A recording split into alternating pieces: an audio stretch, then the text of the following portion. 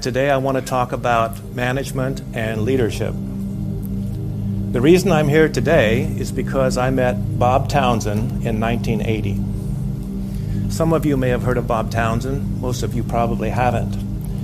He was the CEO that built Avis Rent-A-Car, and he wrote a breakthrough book in the 1960s called Up the Organization. Up the Organization is still the #1 book at the Wharton Business School on the must-read list. That's 50 years of being #1, so I suggest you take a look at it. It's really a book about leadership, culture building without ego.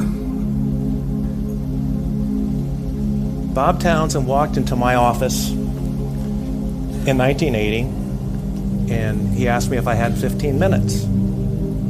I said, of course. He said, I'm interviewing the management team because I'm going to join the board of directors of this company, and I always want to speak with the management before I do. Oh, please come in and sit. I looked at my watch, 15 minutes, not a problem.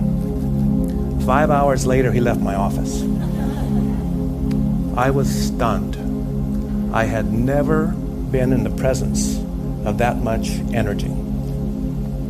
He told me about his book, Up the Organization. I hadn't heard of it. At 5 o'clock that night, I ran out to the nearest bookstore, and I got it.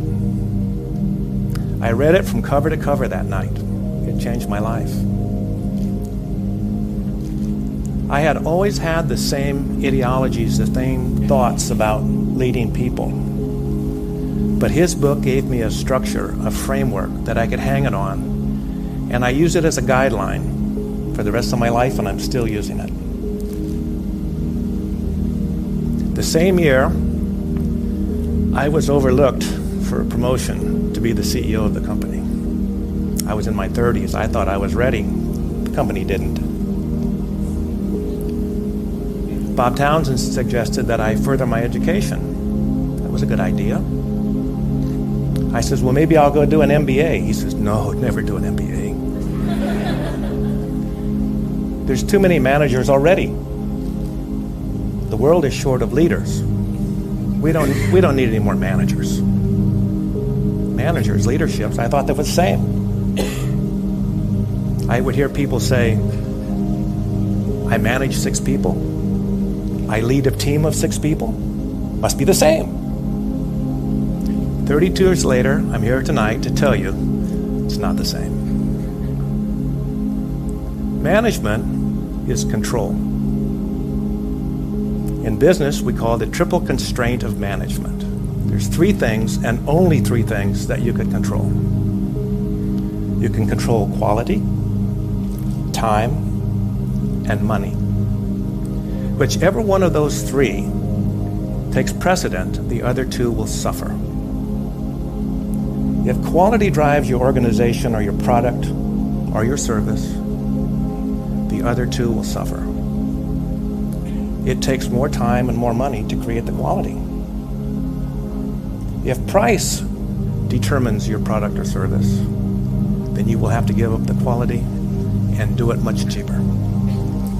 If time, you have to do it in time.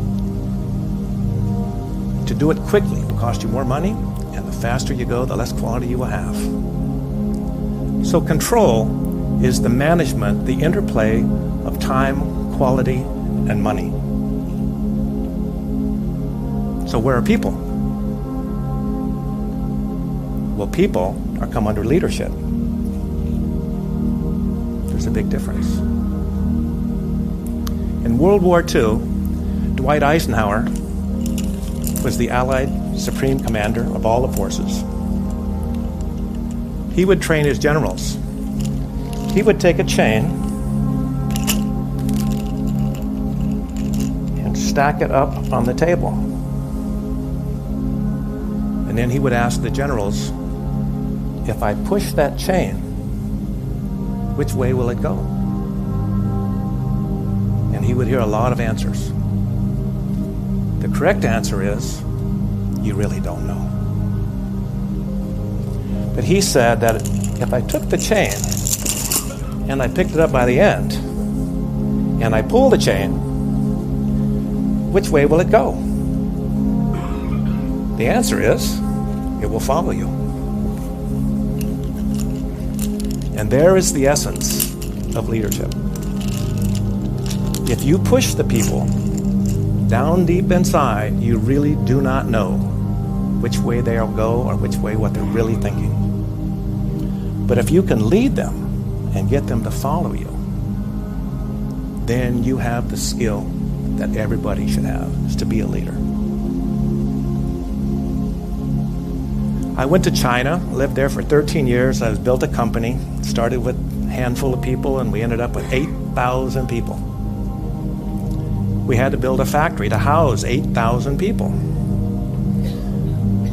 On occasion, I would go to Guangzhou and walk around and inspect the site. I have a technical background, so I felt I had a little bit of expertise in construction. And one monsoon rainy afternoon, we're walking along by the foundation, and I look down in the ditch and I see 5 or 6 men working, and they're installing a sewer pipe. And they had a level. And I'm looking down and I see that they're making the pipes level. Well, I have enough technical background to know that a level pipe's not going to flow. And it's going to get buried under the foundation. So we're going to have lifetime problems because we'll never get to this to fix it. So I thought about telling them how to fix it, and then I realized I didn't speak Chinese. So I took off my shoes and I jumped in the trench. I know that a 1-inch pebble underneath one end of the level will be just about 2% grade. That's what we needed. So without saying a word, I grabbed the level, I took a rock and I held it. I went back 2 pipes and I raised it up and I signaled for them to put some sand under the pipe, and we got it just right. And then I went to the next pipe, and then I did it again, and then on the 3rd pipe I handed it to the men in the trench. And I had them hold the pebble under the level until I got it just right. Then I asked them to do one more, and they did. And then I got out of the trench, took my shoes and went back to the hotel. That incident became viral in the company. I had no idea what was going to happen. But inside I was realizing what Bob Townsend had told me. If I had pushed them and I had yelled at them and told them what to do, I probably wouldn't know where they were going. But by grabbing the level and pulling them, showing them exactly what to do without saying a single word, in a totally different culture, they listened. That incident went through the whole company, and they realized that it was a symbol that I would jump in the trenches with them. The big boss would jump in the trench in the mud and pull them. I had no idea it was going to be so powerful, but it really paid off. There are some great leaders that have pulled a lot of people. My favorite is Mahatma Gandhi. Gandhi united 2 religions, ended a more than 100-year colonial empire by motivating the British to leave. He did so in a peaceful manner, and basically he just stopped eating. That's powerful. Power comes when the people that you are leading give you their support. When that support comes to you, I call that like power. They offer you the power, and then they watch you. If you take that power and you deflect all of it back to them, then they give you more. And then if you give more back to them, the second wave, they give you even more. But if you start to take some of that power, they start giving you less. And those leaders that accept the power make a critical mistake. Because now the power that's going to come and give them more and more and more power falters and goes away. And I can point out many leaders around the world, even today, that are falling because they took the power. They didn't give it back to the people they were leading. Leadership is a gift. You can't buy it, you can't sell it, you can't trade it. You either have it or you don't. I went to a design school, and they said, you were accepted here because you have shown a lot of creativity. We can't teach you creativity. That sounds like leadership. But if you have that skill set and you have that talent, what we're going to do is we're going to hone it. We're going to polish it. we're going to give you discipline so that you can apply your skill. And they did.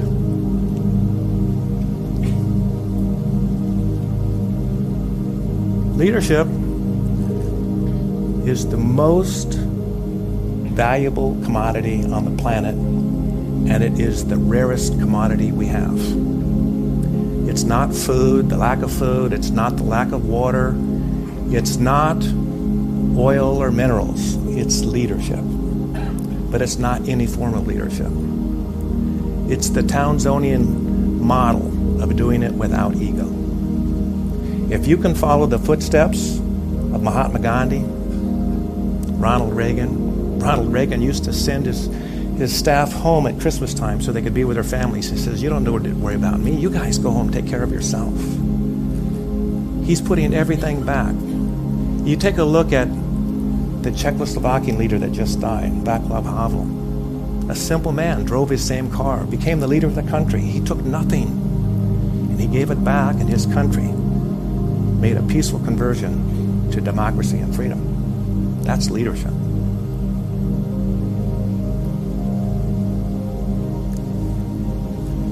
Herb Kelleher was the CEO, founder of Southwest Airlines. He would go out and work 1 day a month handling baggage in the company. Bob Townsend used to spend 1 day a week renting out cars at the counter.